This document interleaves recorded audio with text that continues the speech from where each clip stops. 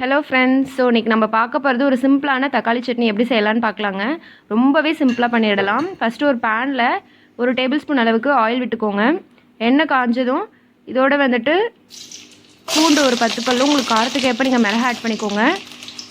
இது கொஞ்சம் நேரம் ஃப்ரை ஆகட்டும். நம்ம வந்துட்டு மிளகா வந்துட்டு நீங்கள் காஞ்ச மிளகா போட்டால் தான் நல்லாயிருக்கும். இந்த மாதிரி சட்னி ரெசிபிக்கலாம். தேங்காய் சட்னி செய்கிறப்ப பச்சை மிளகா போட்டு செய்யலாம், அது ரொம்ப டேஸ்ட்டாக இருக்கும்.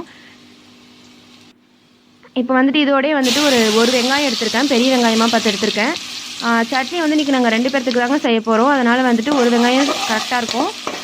4 சின்ன சின்ன குட்டி தக்காளியை தான் எடுத்திருக்கேன். இப்போ வெங்காயம் வந்துட்டு கொஞ்சம் நேரம் நல்லா ஃப்ரை ஆகட்டும். வெங்காயம் வந்து சீக்கிரமாக வணங்குறதுக்கு இதோட கொஞ்சம் நம்ம உப்பையும் போட்டுட்டு கொஞ்சம் நேரம் வணக்கிக்கலாம். வெங்காயம் வணங்கினதும் தக்காளி போட்டுடலாங்க. அவ்வளோதான், ரொம்பவே சிம்பிளாக பண்ணிடலாம். நிறையா வந்துட்டு இதுக்கு நிறையா டிஃப்ரெண்ட் டைப்ஸில் இதை நம்ம செய்யலாம். சோம்பு போட்டு செய்யலாம், இல்லைன்னா வந்துட்டு கொத்தமல்லி போட்டு செய்வாங்க. ஆனால் இது வந்துட்டு நிறைய வெரைட்டிஸ் இருக்குங்க தக்காளி சட்னிலேயே. ஆனால் எப்படி சாப்பிட்டாலும் தக்காளி சட்னி ரொம்ப டேஸ்ட்டாக தான் இருக்கும். எல்லாருக்கும் ரொம்ப பிடிச்ச ஒரு ஃபேவரட்டான சட்னினா தக்காளி சட்னி தான் நிறைய சொல்வீங்கன்னு நினைக்கிறேன். இப்போ பார்த்திங்கன்னா தக்காளி வந்துட்டு கொஞ்சம் நல்லா வணங்கணும், இது குழஞ்சி வரணும். அதுக்கப்புறம் நம்ம வந்து ஆற வச்சு நம்ம மிக்சியில் போட்டு நல்லா பேஸ்ட்டாக அரைச்சிக்கலாம். இதில் வந்து நீங்கள் புளியும் போட்டு செய்யலாம், பட் தக்காளியே கொஞ்சம் நல்ல புளிப்பாக தான் இருந்ததுனால நான் இன்றைக்கி புளி ஆட் பண்ணல. ரொம்பவே சிம்பிளாக பண்ணிடலாங்க, யாராக இருந்தாலும் பண்ணிடலாம். ஆனியன் தக்காளியை மட்டும் நீங்கள் வந்து சாப் பண்ணி வச்சுட்டு கடகடன் போட்டு சீக்கிரமாக பண்ணிடலாம்.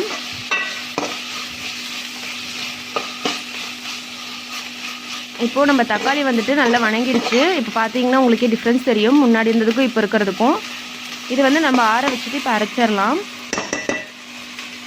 இதுக்கு வந்து இன்றைக்கி நாங்கள் தோசை தாங்க செஞ்சிட்ருக்கேன். பக்கத்துலேயே வந்து தோசையும் ஊற்றிட்டுருக்கேன். எப்பயுமே வந்து தோசை ஊற்றுறப்ப இது மாதிரி ஒரு பொசிஷனில் இப்படி ரவுண்டாக சுற்றிட்டு வாங்க. மாறி மாறி சுற்றுனீங்கன்னா அது உங்களுக்கு வந்து தோசை வந்து ஹார்டாகிடும். அதில் அந்த ஷேப்பும் கரெக்டாக வராது, ரவுண்ட் ஷேப்பில் உங்களுக்கு வரவே வராது. அப்புறம் ரொம்ப தேய்க்கக்கூடாது, சும்மா அப்படி லைட்டாக போட்டு ஒரு பொசிஷனில் தேய்ச்சிட்டு வாங்க. கொஞ்சமாக ஆயில் விட்டுக்கிறேன்.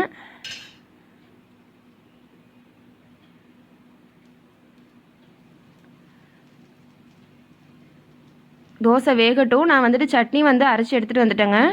இப்போ பார்த்தீங்கன்னா உங்களுக்கு தெரியும், நல்லா ஆற வச்சு அரைச்சி எடுத்துகிட்டு வந்திருக்கேன். எப்பவுமே ஆற வச்சு அரைங்க, அப்போ தான் அது டேஸ்ட் நல்லாயிருக்கும்.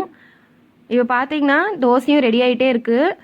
நம்ம சட்னி வந்துட்டு இதுக்கு தாளிக்கணும்னு அவசியம் இல்லை, இது அப்படியே சாப்பிட்டாவே ரொம்ப டேஸ்ட்டாக இருக்கும்.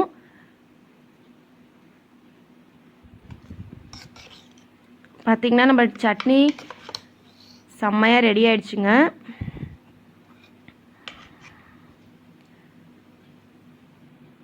தோசையும் ரெடி, சட்னியும் ரெடி. இனிமேல் சாப்பிட தாங்க போகிறோம் நாங்கள். ரொம்பவே ஈஸியாக பண்ணிடலாம், ரொம்ப பேசிக்கான சட்னி தான் இது.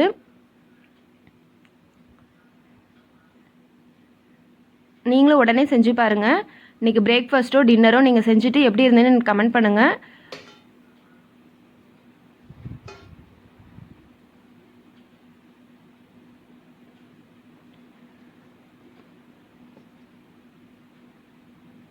ஓகே ஃப்ரெண்ட்ஸ், நெக்ஸ்ட்டு வீடியோவில் பார்க்கலாம். வர வீடியோஸில் வெவ்வேறு சட்னி வெரைட்டிஸ் பார்க்கலாம்.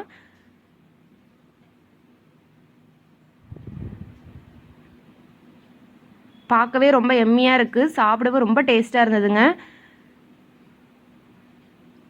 ஓகே, நெக்ஸ்ட் வீடியோவில் பார்க்கலாம்.